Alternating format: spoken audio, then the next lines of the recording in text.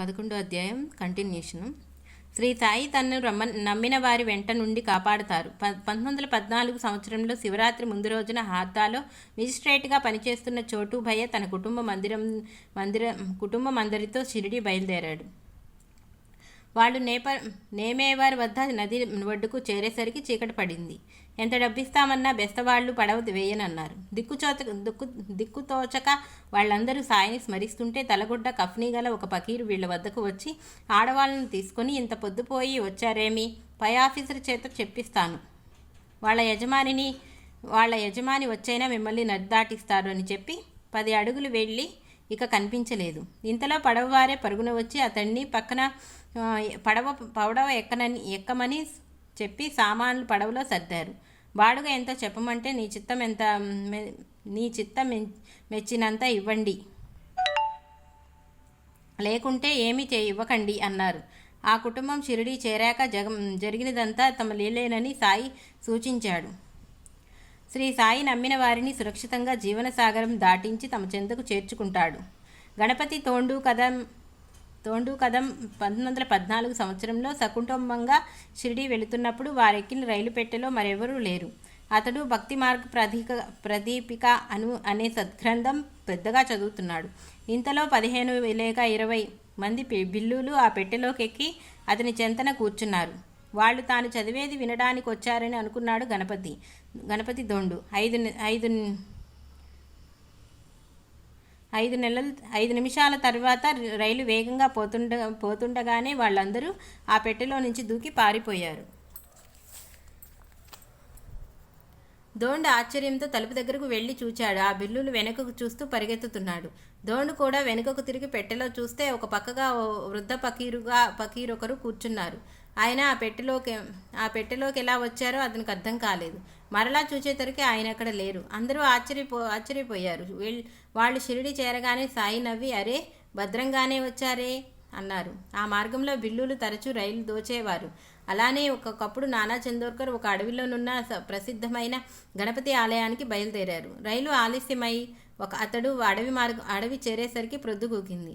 అతడు ధైర్యం చేసి నడక సాగించి, బాబా 9 గంటలకు మందిరం మూసేస్తారు, నేను అక్కడికి చేరేసరికి 11 గంటలు అవుతుంది, నాకప్పుడు ఒక కప్పు టీ కావాలని ప్రార్థించాడు. అతను 10 మైళ్ళ నడిచి ఆలయం వద్దకు రాగానే, ఏడి నానా వచ్చాడా అని పూజారి అనటం వినిపించింది. నేను వస్తున్నట్లు మీకెలా తెలుసు అని ఆశ్చర్యంగా అడిగాడు నానా. పూజారి అతనికి టీ అందిస్తూ, నానా వస్తున్నాడు, అతనికి టీ సిద్ధం చేయండి అని సాయి మాటలు వినిపించాయి అన్నాడు. ఏ పరిస్థితుల్లో అయినా సాయి ఆజ్ఞే శ్రీరామరక్ష. ఒకసారి నాసిక్లో ప్రేగు చెలరేగి ధూమల్ ఇంట్లో కూడా ఎలుకలు చచ్చిపడసాగాయి. అతడు సాయికి జాబు రాసి వారి అనుమతితో ఇల్లు మారాడు. ఆ ప్రాంతంలో కూడా ప్లేగు వ్యాపించి చివరకు మంచినీటి బావిలో కూడా ఎలుకలు చచ్చబడసాగాయి. ధూమల్ మరలా బాబాకు జాబు రాసి ఆయన ఎలాగూ ఇల్లు మారమంటాడని తలచి క్రొత్త ఇంటికి వెళ్ళాడు. ఆ ఇంటి తలుపులు తెరుస్తుండగా అతను ఇల్లు మారనక్కర్లేదని షిరిడి నుండి జాబు వచ్చింది. ధూమల్ వెంటనే పాత ఇంటికి వచ్చేసి బాబా మాటలపై పూర్తి విశ్వాసంతో అక్కడే ఉన్నాడు. అయినా ఎవరికీ ఏ ప్రమాదం జరగలేదు. సాయి స్మృతి మాత్ర ప్రసన్నుడు. మార్చి 6, 1913 ధూలియాలో రావుజీ బిడ్డకు జ్వరం వచ్చింది. రావుజీ బాబాను ప్రార్థించాడు. నాటి రాత్రి 12 గంటలకు అతని కలలో సాయి కనిపించి, బిడ్డకు విభూతి పెట్టి భయం లేదు, 1-2 గంటల్లో బిడ్డకు చెమట పోస్తుంది, తెల్లవారేసరికి తగ్గుతుంది, తర్వాత నా దర్శనానికి తీసుకురా అన్నారు. అలానే జరిగింది. 3వ రోజునే షిరిడీ నుండి రావుజీకి జాబ్ వచ్చింది. నేను దులీవాలాలో నీ మిత్రుడు రావుజీ ఇంటికి వెళ్ళాను అని శ్యామతో బాబా అన్నారట. 2 వారాల తర్వాత ఆ కుటుంబం షిరిడీ బయలుదేరారు. ఆ రోజు ఆరతి సమయంలో సాయి, శ్యామ హారతి కొంచెం ఆగి ప్రారంభించు, ఆ టాంగావాడు జాగు చేస్తున్నాడు అన్నాడు. అతడలాగే చేశాడు. ప్రసాదం పంచే వేళకు రావుజీ అక్కడికి చేరాడు.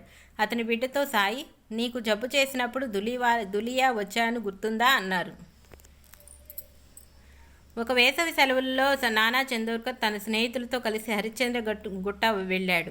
మధ్యలో అతడు ఎండకు దసిపోయి నీరు త్రాగక, నేనొక అడుగైనా వేయలేను, సాయే నన్ను కాపాడాలి అని ఒక బండ మీద కూలబడ్డాడు. మరుక్షణమే ఒక బిల్లుడు కట్టెలు మోసుకొస్తూ నానాతో, మీరు కూర్చున్న బండ క్రింద మంచినీరుంది, త్రాగండి అన్నాడు. చూడగా బండ క్రింద స్వచ్ఛమైన నీరున్నది.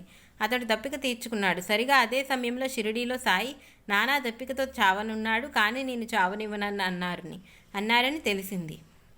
అన్నాసాహెబ్ బాబరే షిరిడీ వెళ్ళినప్పుడు అతని గ్రామంలో ప్రేగు చెలరేగింది. అందరూ ఊరు విడిచి వెళ్ళిపోయారు. అతని భార్య, బిడ్డ మాత్రమే అక్కడ ఉండిపోయారు.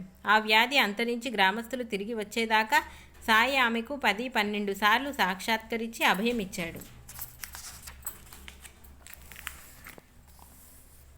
ఒకరోజు రామగిరిబువ అనే గోసాయి ఇంటికి వెళ్ళడానికి బాబాను సెలవులు కోరారు. సాయి అతన్ని బావుగిర్ అని సంబోధించేవారు.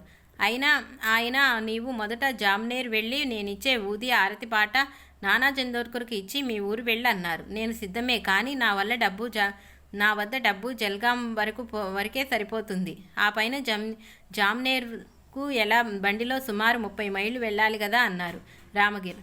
అన్ని ఏర్పాట్లు జరుగుతాయి, వెళ్ళు అన్నారు సాయి. అర్ధరాత్రి 2 గంటలకు అతడు జల్గాం చేరాడు. అతని వద్ద 2 అణాలు మాత్రం మిగిలాయి. అతడికి దిక్కు తోచలేదు. ఇంతలో ఒక బిళ్ళా బంట్రోతు అతని వద్దకు వచ్చి, షిరిడీ నుండి వచ్చిన బావుగిర్ ఎవరు అని విచారించి అతడి కోసం చందోర్కర్ టాంగా పంపాడని చెప్పి తీసుకెళ్లాడు. టాంగా జామ్నేర్ పొలిమేర చేరాక రామ్గిర్ లఘుశంకకు వెళ్ళి వచ్చేతలికి ఆ టాంగా ఎక్కడా కనిపించలేదు. ఆ సమయంలో నానాసాహెబ్ కుమార్తె మైనతాయి ప్రసవ వేదన పడుతుంది. సరిగా ఆ సమయానికి రామ్గిర్ హారతి పాట ఊది ఇచ్చారు. నానా సంతోషంతో మైనతాయికి ఊది ఇచ్చి సాయికి హారతి ఇవ్వగానే ఆమెకు ప్రసవమైంది. తమకు సకాలంలో ప్రసాదం అందించినందుకు నానా కృతజ్ఞత చెబితే తన కోసం టాంగా పంపినందుకు రామగిరి కృతజ్ఞత చెప్పాడు. నిజానికి టాంగా బంట్రోతును నానా పంపలేదు. షిరిడీ నుండి ఒకరు వస్తున్నట్లు కూడా అతనికి తెలియదు. ఆ సంగతి విన్న రామగిరికు స్టేషన్లో బంట్రోతు తనను సాయి పిలవగానే పిలిచాడని, సాయిలాగే పిలిచాడని, సాయి అన్ని ఏర్పాట్లు జరుగుతాయని చెప్పినది గుర్తొచ్చింది. అదంతా సాయి లీలయ్యనని వారు తెలుసుకున్నారు.